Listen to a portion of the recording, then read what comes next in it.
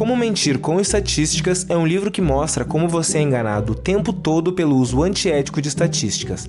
O tempo todo. Seja por grandes corporações que têm interesse em passar informações distorcidas, por um péssimo jornalismo, pelo governo ou por pessoas que ou querem ganhar a discussão ou também foram enganadas.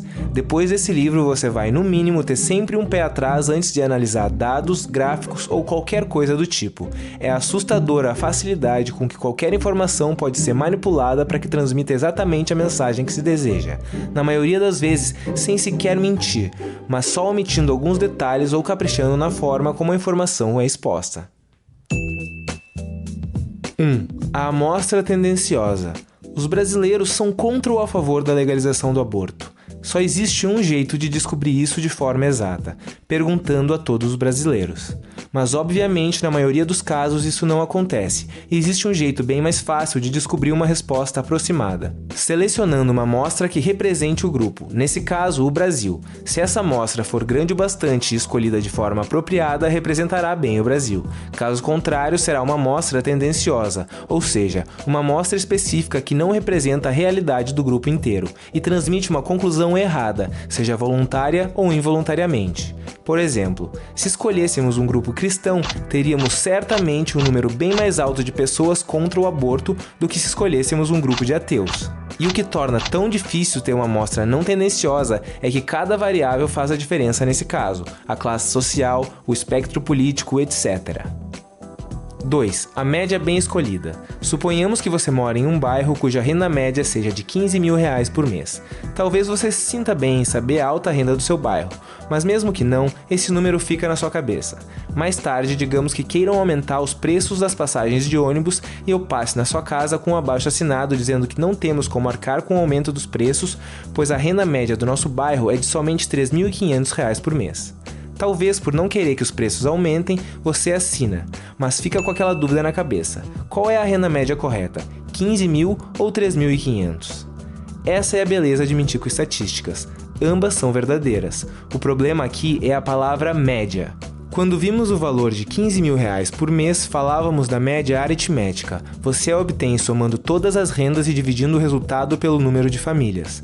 Já quando eu falei da média de R$3.500 mensais, foi usando a mediana, que simplesmente diz que metade das famílias do bairro recebe mais do que R$3.500 e metade recebe menos do que isso. E ainda existe a média modal, que é o número encontrado com mais frequência em uma série, ou seja, se mais famílias do bairro ganham R$5 mil por mês do que qualquer outra quantia, essa é a média modal. Acontece que normalmente os pesquisadores não dizem qual a média estão usando e escolhem a que melhor representa os seus interesses. Então, quando vir a palavra média sem especificações, desconfie. 3. Os numerozinhos que não estão ali. Você sabia que 80% das vezes que jogamos cara ou coroa, o resultado é coroa? Pelo menos foi isso que aconteceu quando eu joguei uma moeda 10 vezes para cima. 8 vezes o resultado foi coroa, ou seja, 80%. Mas qual o problema aqui? O problema é que a amostra é muito pequena. Todos nós sabemos que se jogarmos cara ou coroa um número de vezes suficiente para constituir uma verdadeira amostra, a porcentagem de vezes que vai dar coroa é de 50%. Se a informação que eu quisesse passar fosse de que o resultado é 100% das vezes cara, tudo que eu tinha que fazer era jogar de novo, até que por acaso o resultado fosse 10 vezes cara. Ou eu poderia simplesmente diminuir a amostra para 5 vezes, por exemplo, e depois ocultar que era uma amostra insignificante. É exatamente isso que várias pesquisas fazem. Como a companhia de pasta de dentes Doux, que relatou que os seus usuários tinham 23% menos cáries do que os usuários das outras pastas de dentes. O que eles não disseram é que o tamanho da amostra era de somente 12 pessoas. 4. Muito barulho por praticamente nada. É simplesmente quando os números não indicam nada, mas são usados como se significassem alguma coisa. Por exemplo, um laboratório analisou várias marcas de cigarro para medir a nicotina e outras substâncias prejudiciais presentes na fumaça dos cigarros. A conclusão foi de que todas as marcas eram praticamente idênticas. Mesmo assim, sendo uma lista, alguma marca teria que ficar em último lugar, com o menor número de substâncias prejudiciais, certo? Essa marca foi a Old Gold, que usou a sua posição para anunciar com letras gigantes em diversos jornais que era um cigarro que menos fazia mal. Mesmo recebendo mais tarde uma ordem para cessar a propaganda enganosa, o estrago já havia sido feito, e Old Gold ficou considerada como a marca menos prejudicial dentre os cigarros. 5. O gráfico exagerado. Olha esse gráfico sobre o crescimento da renda nacional em um ano. Embaixo você põe os meses e na lateral você indica os bilhões de reais. Aí é só traçar a linha de crescimento. Nada impressionante, né? Mas sabe como passar uma mensagem bem mais impactante? É só cortar a parte de baixo do gráfico e ele fica assim, bem melhor. Mas quer deixar ainda mais forte? É só fazer cada marca na lateral corresponder a apenas 1/10 da quantidade de reais indicada antes e pronto, ele fica assim. Incrível, né? Qualquer pessoa que olhar o último gráfico vai sentir a prosperidade do país pulsando no peito. E ninguém vai poder dizer que houve mentira ou distorção de dados. Na pior das hipóteses, só um pequeno truque antiético. 6. A figura unidimensional.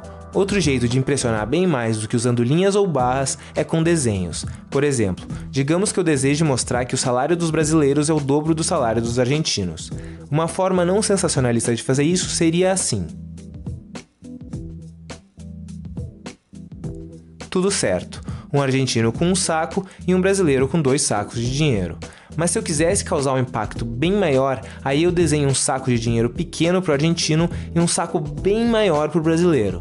Mesmo que os números ainda mostrem uma relação de 1:2, quem vê a imagem absorve a ideia distorcida que ela transmite, já que o segundo saco ocupa mais ou menos 4 vezes o espaço do primeiro. 7. O número semi-ligado. Quando não é possível provar o desejado, é só demonstrar alguma outra coisa que pareça equivalente. Tipo um remédio para gripe que não passou nos testes e não tem eficácia alguma, mas quando testado por um laboratório foi capaz de matar 31.108 tipos de germes em um tubo de ensaio em 11 segundos. Aí é só botar um médico respeitável de jaleco branco ao lado do relatório final e pronto. Parece que isso significa alguma coisa, mesmo que o efeito do remédio no tubo de ensaio não seja o mesmo que ele tem no corpo, ou até que esses germes não tenham nada a ver com a gripe em si. Esses detalhes ficam de fora, já que não transmitem a mensagem desejada. 8. Post-hoc está de volta. Também conhecida como correlação coincidente, post-hoc é uma falácia antiga, mas tem forte tendência de aparecer em materiais estatísticos. Ocorre quando dizem que se B aconteceu depois de A, então A causou B. Uma relação falsa de causa e efeito. É tipo dizer que se o galo sempre canta antes do nascer do sol, então o sol só nasce porque o galo canta. Isso é muito usado para mostrar que um governo fez bem ao país. Por exemplo, antes da entrada de tal presidente, a economia estava assim, e depois da entrada do presidente, a economia melhorou tantos por cento, sendo que na verdade boa parte dessa melhora, ou até toda ela, é resultado de projetos criados no governo anterior ao governo do presidente citado. 9. Como estatisticular.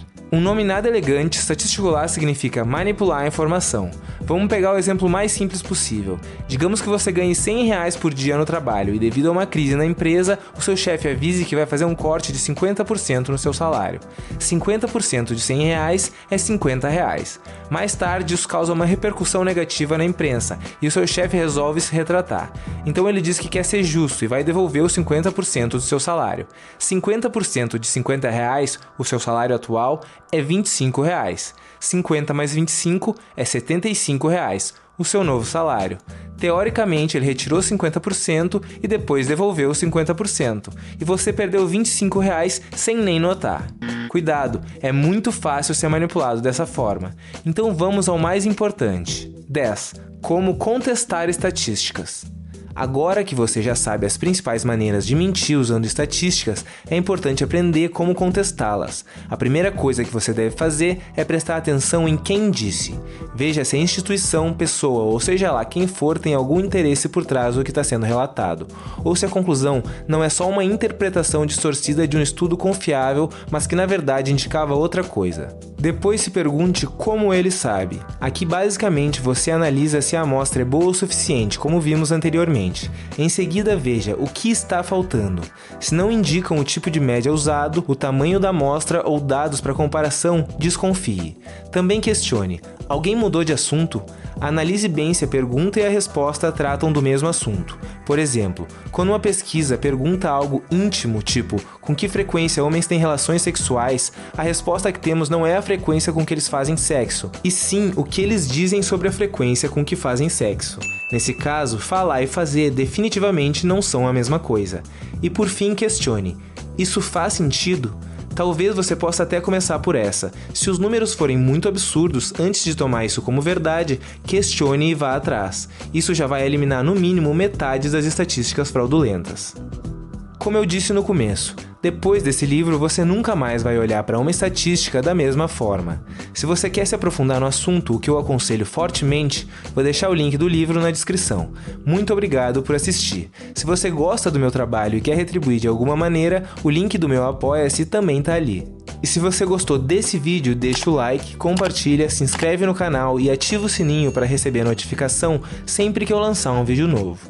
Ainda vem muito pela frente.